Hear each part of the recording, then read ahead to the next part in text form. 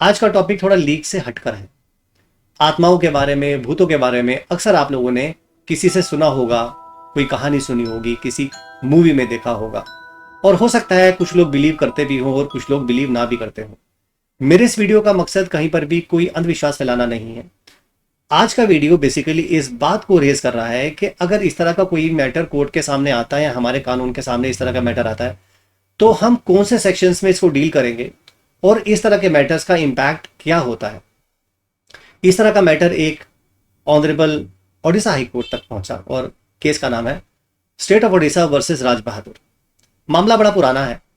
सबसे पहले इसके फैक्ट्स ऑफ द केस देख लेते हैं। हुआ ये कि एक नेपाली पर्सन था, वो अपने मालिक के साथ एक गांव में आया और गांव का नाम था राज गोविंदपुर।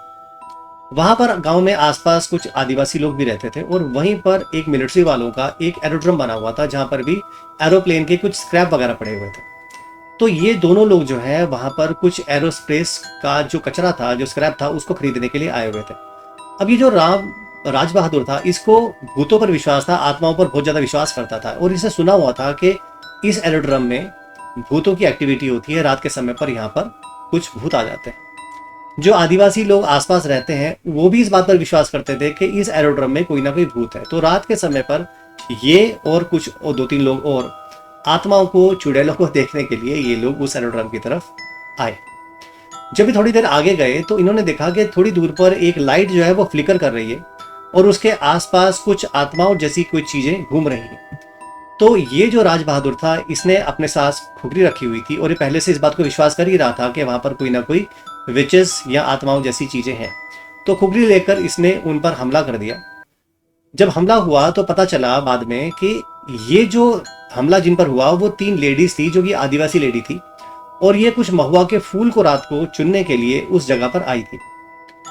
लेकिन इसने ये डिफेंस कोर्ट के सामने लिया कि मेरे को नहीं पता था, मुझे लगा कि ये विचेस हैं, ये आत्माएं हैं, और मैं पहले से इन पर विश्वास भी करता हूँ और आसपास के लोग भी इस बात पर विश्वास करते हैं और ये बात पहले से ही प्रचलित है कि वहां पर आत्माएं आती हैं, तो इसमें मेरी कोई गलती नहीं है। तो उसके जो लॉयर था उसने section number 79 of Indian penal code का डिफेंस लिया और ये कहा कि ये मैटर क्वेश्चन ऑफ फैक्ट का है, रादर ये मैटर मिस्टेक ऑफ फैक्ट का है, यानी कि तथ्य की भूल का है।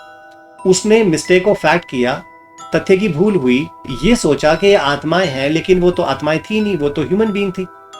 लेकिन प्रोसिक्यूशन ने कहा कि ये मामला ठीक है, मर्डर का अगर नहीं भी बनता, लेकिन ये मामला 304A का बनता है, डेथ कॉज बाय नेग्लिजेंस। इस आदमी को कम से कम इतना तो नेग्लिजेंट नहीं होना चाहिए था कि जिस समय पर मार रहा था उसे इतना तो भान हो जाना चाहिए था इस आदमी को कि जिनकी डेथ कॉज कर रहा है वो आत्माएं नहीं है, वो ह्यूमन बीइंग है।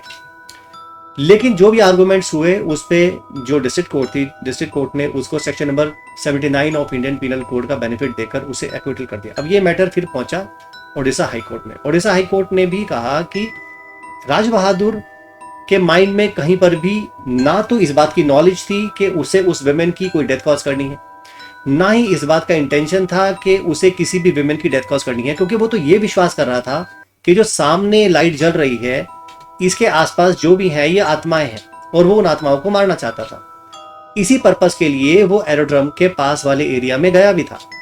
तो कहीं पर भी उसके माइंड में ये इंप्रेशन नहीं था कि वो आत्माएं नहीं है और वो ह्यूमन बीइंग है।